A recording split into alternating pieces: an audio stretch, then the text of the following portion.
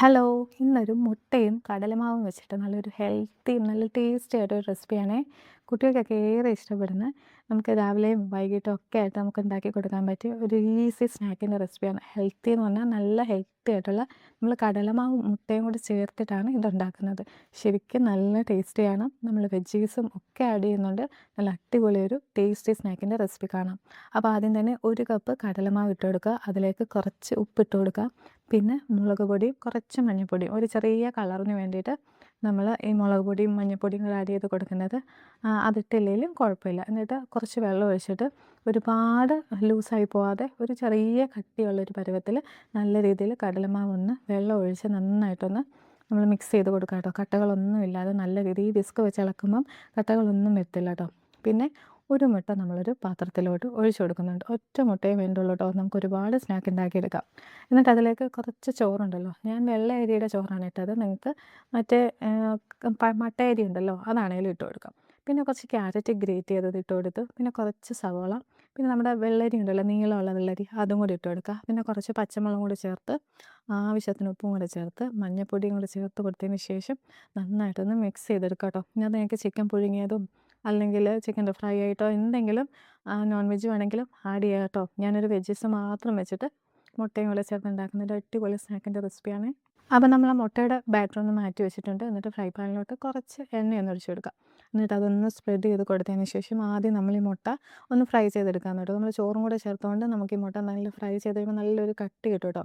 എന്നിട്ട് നമ്മൾ ഇതിവിടെ തീർന്നില്ല, ഇതിൻ്റെ കൂടെ ഇനി നമ്മൾ പല ഫില്ലിങ്സും ആഡ് ചെയ്തിട്ട് ഒരു അടിപൊളി സ്നാക്കാണ് ഉണ്ടാക്കുന്നത്. അപ്പോൾ നമ്മൾ മുട്ടയ്ക്ക് നല്ലൊരു കട്ടി വരാൻ വേണ്ടി കുറച്ച് ചോറും വെജീസൊക്കെ ആഡ് ചെയ്ത് കൊടുത്തത് നമ്മൾ മുട്ട പൊരിക്കുന്ന പോലെ ജസ്റ്റ് അതൊന്ന് തിരിച്ചിട്ടിട്ട് നല്ല രീതിയിലൊന്ന് ഫ്രൈ ചെയ്തെടുക്കാണ് കേട്ടോ.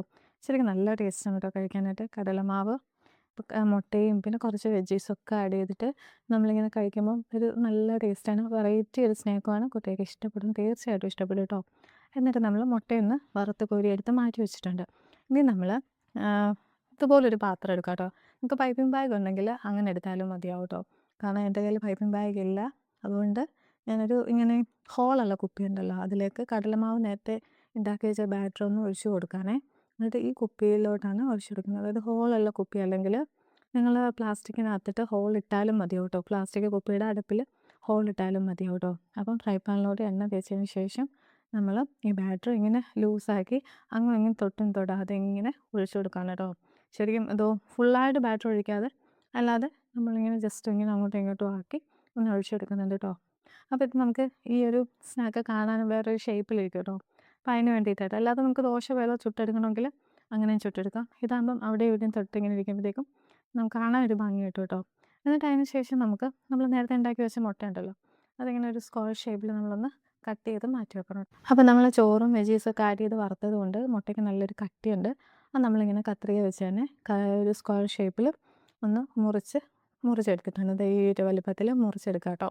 എന്നിട്ട് നേരത്തെ നമ്മൾ ഒഴിച്ച് വെച്ചില്ലേ, അപ്പോൾ അതിലേക്ക് നമ്മൾ മുട്ട അതൊന്ന് വേകുന്നതിന് മുന്നേ തന്നെ മുട്ടയൊന്ന് വെച്ച് കൊടുക്കുക. എന്നിട്ട് അതിൻ്റെ മുകളിലായിട്ട് ഗ്രേറ്റ് ചെയ്ത ക്യാരറ്റ്, പിന്നെ വേണ്ടിയത് ഒന്ന് ഗ്രേറ്റ് ചെയ്ത നമ്മുടെ കുക്കുംബർ ഉണ്ടല്ലോ അതും കൂടെ വെച്ച് കൊടുക്കുക. പിന്നെ കുറച്ച് ഉള്ളി ചെറുതായി അരിഞ്ഞ ഉള്ളിയും കൂടെ വെച്ച് കൊടുക്കുക. പിന്നെ അതിൻ്റെ മുകളിൽ നമ്മുടെ ടൊമാറ്റോ കെച്ചപ്പ് സോസ്, അതായത് ടൊമാറ്റോ സോസ് ഉണ്ടല്ലോ അതും കൂടെ ആഡ് ചെയ്യുക. പിന്നെ ചീസ് ഞാൻ കുറച്ച് വെക്കുന്നുള്ളൂ. നിങ്ങൾക്ക് ഇഷ്ടത്തിന് ചീസിന് ടേസ്റ്റ് ഇഷ്ടമുള്ളവർ അതിനനുസരിച്ച് കൂടുതൽ വെക്കുക.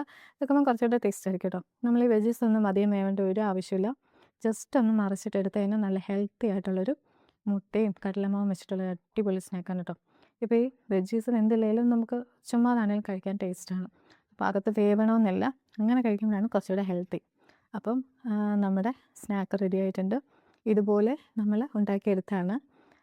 അങ്ങനെ നമുക്ക് 4 കിട്ടിയിട്ടുണ്ട്. 4 നല്ല രീതിയിൽ നമുക്ക് അതൊന്നും പൊടിഞ്ഞു പോകാതെ കിട്ടിയിട്ടുണ്ട് കേട്ടോ. അപ്പോൾ ഈ മുട്ടയുടെ ഈ വെറൈറ്റി സ്നാക്ക് എല്ലാവർക്കും ഇഷ്ടപ്പെട്ടോ? അപ്പോൾ എൻ്റെ വീഡിയോ എല്ലാവർക്കും ഇഷ്ടമാണെന്നുണ്ടെങ്കിൽ ഒരു ലൈക്ക് ചെയ്യണം കേട്ടോ. അതുപോലെ തന്നെ സബ്സ്ക്രൈബ് ചെയ്യാതെ കാണുന്നവരുണ്ടെങ്കിൽ സബ്സ്ക്രൈബ് ചെയ്ത് കാണാൻ ആരും മറക്കില്ല കേട്ടോ. അടിപൊളി ടേസ്റ്റി ആയിട്ടുള്ളൊരു ഹെൽത്തി സ്നാക്കാണ് കേട്ടോ. അപ്പോൾ എല്ലാവർക്കും എൻ്റെ വീഡിയോ ഇഷ്ടമായെന്ന് വിചാരിക്കുന്നു. ഇനി പുതിയൊരു വീഡിയോ ആയിട്ട് കാണുന്നത് വരെ താങ്ക്സ് ഫോർ വാച്ചിങ്. ബൈ.